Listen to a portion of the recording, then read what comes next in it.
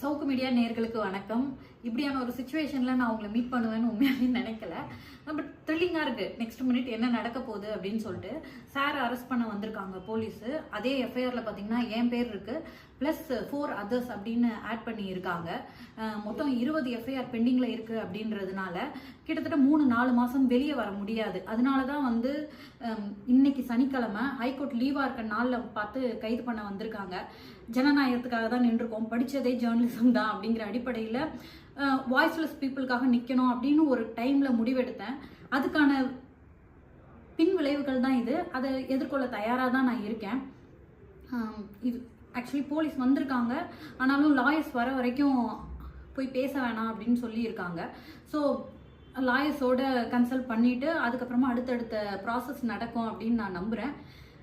இப்போ வரைக்கும் உங்களோட பேச முடியுது, இதுதான் நிலைமை. ஸோ சிச்சுவேஷன் என்னன்னு உங்ககிட்ட எக்ஸ்பிளைன் பண்ணிடலான்னு நான் நினச்சிருக்கேன். எப்பவுமே கூட நின்றுருக்கீங்க, உங்களை ஒரு குடும்பமாக நான் பார்க்குறேன் அப்படின்றதுனால இன்ஃபார்ம் பண்ணிடுவோம் அப்படின்னு நினச்சேன். ஸோ நன்றி.